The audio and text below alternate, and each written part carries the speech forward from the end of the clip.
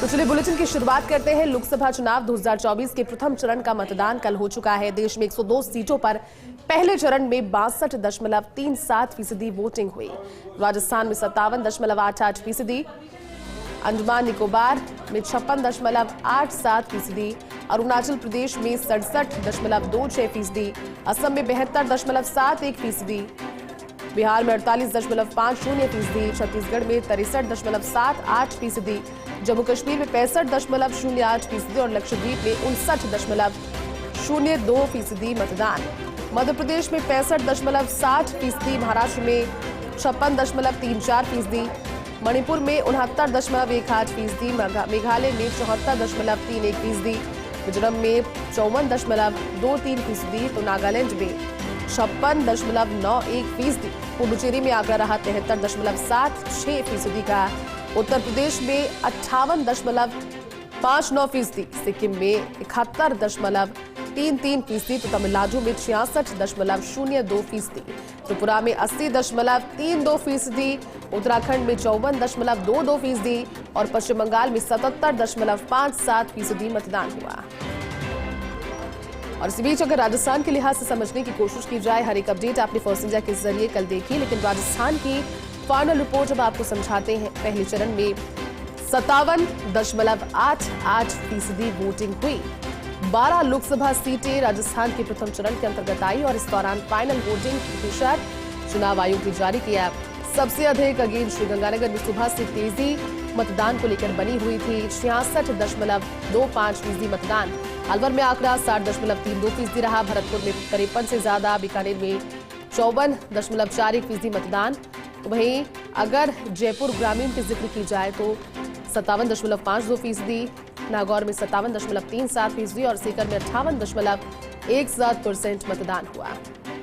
कुल मिलाकर के ओवरऑल राजस्थान में पहले चरण में 57.88% वोटिंग, यानी कि पूरी तरह से ये वोटिंग प्रतिशत 58 के आंकड़े को भी नहीं छू पाया। लेकिन अभी दूसरे चरण का मतदान बाकी है और प्रभाव क्या पड़ता है मतदान प्रतिशत के घटने का, क्योंकि एक खेमे में यहाँ पर कहीं ना कहीं मंद मुस्कान है मतदान प्रतिशत घटने के बाद बीती बार की तुलना में। वहीं दूसरा जो खेमा है वो अभी से धुआंधार प्रचार में जुट गया है। इनफैक्ट कल ही से, जब पूरी तरह से मतदान खत्म ही नहीं हुआ था, तभी से हमारे साथ ज्यादा बातचीत के लिए वरिष्ठ सहयोगी डॉक्टर ऋतुराज समय जुड़ चुके हैं। डॉक्टर ऋतुराज, फाइनल आंकड़ा सामने आ गया है और पूरी तरह से ओवरऑल राजस्थान के प्रतिशत को देखा जाए तो 58 भी पूरा नहीं कर पाई है इस बार वोटिंग फीसदी, लेकिन जो वोटिंग पैटर्न पिछली बार था ऋतुराज, उसमें कमी आपको किस नजरिए से देख रहे हैं? और खासतौर पर जो 12 लोकसभा सीटें हैं उस पर चुनाव आयोग की ओर से अब जो आंकड़े जारी किए गए हैं, श्रीगंगानगर ने टॉप किया है, लेकिन लैक किस तरह से रहा वोटिंग प्रतिशत? शायद से गंगानगर ने टॉप किया हो, लेकिन जो तमाम विधानसभा क्षेत्र या जो लोकसभा क्षेत्र हैं उनमें सब में ही वोटिंग प्रतिशत की गिरावट आई है। के तौर पर आंकड़ों में इसमें बात की जाए तो झुंझुनू के पिलानी में सबसे ज्यादा गिरावट है और झुंझुनू ऐसा क्षेत्र है जहां ज्यादातर विधानसभा क्षेत्रों में गिरावट है और यह गिरावट 10% या उससे ज्यादा। तो हम पिलानी की अगर बात करें तो 14.41% मतदान में गिरावट है। सूरजगढ़ की बात करें 14.05% की गिरावट है। झुंझुनू के ही मंडावा की बात करें अगर तो 10.27% गिरावट है और झुंझुनू के खेतड़ी में 11.62% गिरावट है। तो एक प्रमुख खलनायक कह सकते हैं वो झुंझुनू इस पूरे मतदान का रहा है। और इसके बाद अगर हम बात करें तो सीकर के श्री माधोपुर में 11.97% की गिरावट आई है। चौमू में 10.20% की गिरावट आई है। यहाँ तक कि अलवर के बहरोड में भी 12.20% की गिरावट आई है। जयपुर ग्रामीण के जो आमेर है उसमें 10% की और नदबई में, जो कि भरतपुर के नदबई में 10.14% की गिरावट आई है। इस तरह 8 विधानसभा क्षेत्र ऐसे हैं जिसमें 10% या इससे ज्यादा की गिरावट है। जी किशनपौल विधानसभा क्षेत्र ऐसा है जिसमें सबसे ज्यादा वोटिंग हुई है, लेकिन पिछले 2019 की अगर तुलना करें तो यहाँ भी गिरावट है और भले ही ये गिरावट सबसे कम है, 0.40% यहाँ की गिरावट है मतदान में, लेकिन ये यहाँ भी गिरावट है। तो ऐसा कोई विधानसभा क्षेत्र अछूता नहीं रहा है जहाँ गिरा नहीं हो मतदान प्रतिशत। इसके कई तरह के कारण हैं।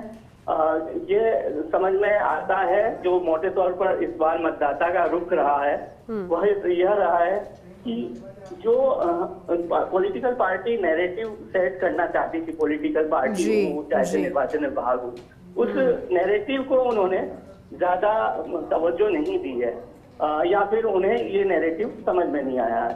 तो इसके वजह से कुछ गर्मी की वजह की भी बात कही जाती है, लेकिन गर्मी की अगर तुलना करें तो 2019 में भी कमोबेश इस तरह के हालात रहे हैं।